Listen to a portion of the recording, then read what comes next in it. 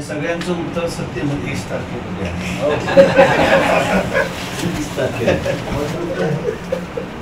पाण्याची बॉटल सोडत नसतो. हा का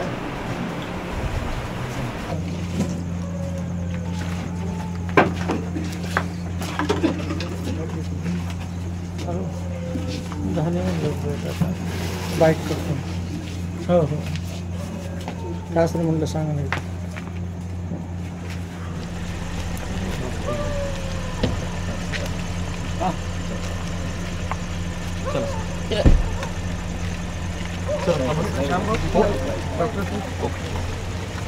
इलेक्शनचे वारे आहेत लोकसभेचे, तेव्हा लोकसभेच्या संदर्भातल्या चर्चा झाल्या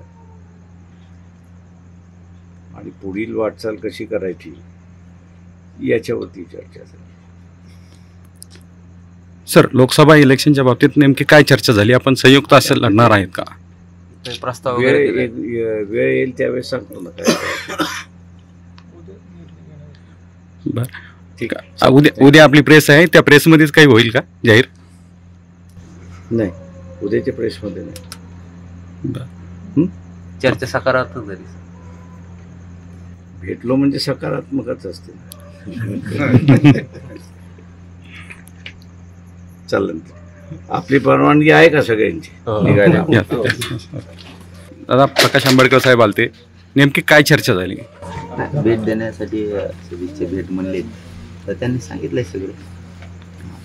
बरं, आपण एकत्र निवडणूक लढणार आहात का? याबाबत काही चर्चा झाली? नाही, आता ते 30ला सगळं सांगतो. 30 तारखेपर्यंत समाजाला सांगितलेलं आहे की आपण गावागावातून चर्चा करा 2 विषयावरती.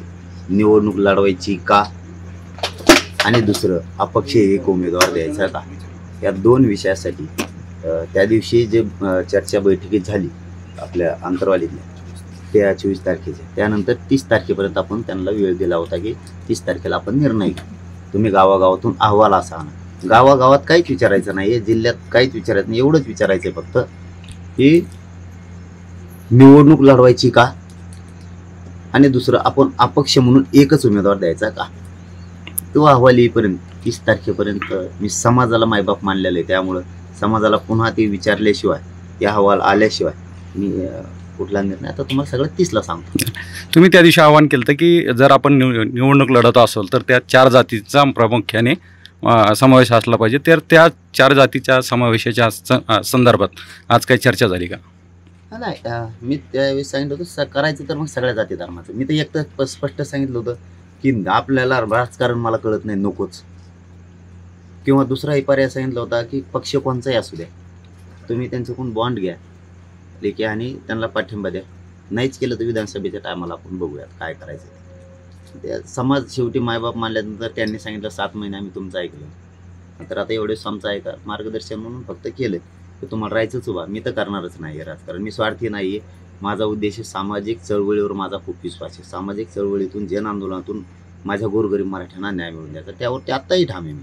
हे काय हो, लोकसभा असो विधानसभा असो, हे काय हो, न्याय मात्र गोरगरीब मराठ्यांना आरक्षणाचा मिळवून देणार आहे, त्यात हटत.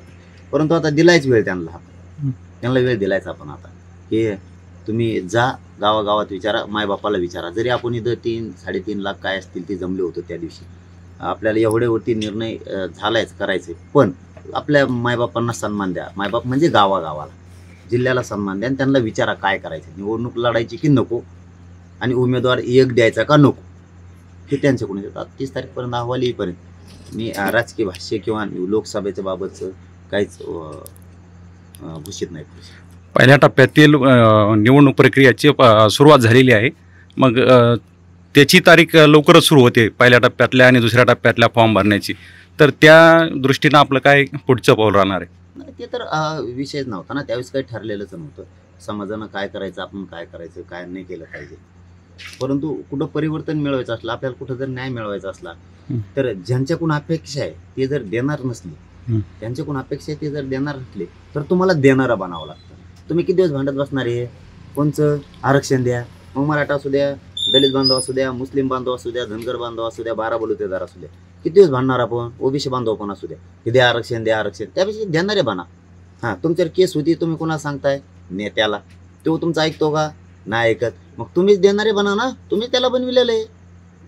खोट्या केसेस, कुठं बैठका घेऊ नका याचे, कुठं बोर्ड लावले याचे केसेस, बैठकाला जाऊ नका याचे, रॅली काढली याचे गुन्हे, असले जर चिल्लर चाळे खेळणार असले सरकार तर देणारे तुम्ही बा.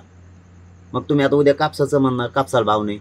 तुम्ही उद्या तुरीला भाव नाही, तुम्ही सोयाबीनला भाव नाही, कांद्याला नाही, द्राक्षाला नाही असं म्हणणार. वर्ग तर आपला शेतकऱ्याचा सगळा, आणि म्हणणार तुम्हीच की हे नाही ते नाही, आणि निवडून देणारे तुम्हीच. त्यापेक्षा देणारेच तुम्ही बना ना. आता तुमच्याकडे कापूस नाही, आता कापसाला भाव वाढला. आता तुमच्याकडे सोयाबीन नाही, आता सोयाबीनला भाव वाढला. आता तुमच्याकडे द्राक्षे नाहीत, पपई नाहीत, आता त्या टायमाला भाव वाढला. तुमच्याकडे ज्यावेळेस वस्तू नसते त्यावेळेस भाव वाढतो. त्यापेक्षा देणारे तुम्ही बना ना. तसं मराठ्यांना काय पाहिजे, धनगर बांधवांना काय पाहिजे, बारा बलुतेदारांना काय पाहिजे, दलित बांधवांना काय पाहिजे, मुस्लिमांना काय पाहिजे? तुम्हाला आरक्षण पाहिजे किंवा तुमचे प्रश्न सोडायचे आहेत, कामगारांचे प्रश्न सोडायचे आहेत तुम्हाला, कामगारांना, माथाडी कामगारांना सोडायचे, डबेवाल्यांना सोडायचे. तुम्हाला जर तुमचे प्रश्न सोडायचे, तुमचा माणूस जाऊ द्या ना तिथं. डॉक्टरांना प्रश्न सोडायचा आहे, शिक्षकांना प्रश्न सोडायचा आहे, व्यावसायिकांना प्रश्न सोडायचा, तुमचे जाऊ दे की तिथं. बोंबलून काय उपयोग होणार आहे इथं?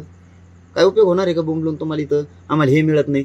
तुम्ही बना ना देणारे तुम्ही बना. मराठ्यांना आरक्षण पाहिजे, मराठी देणारे बना.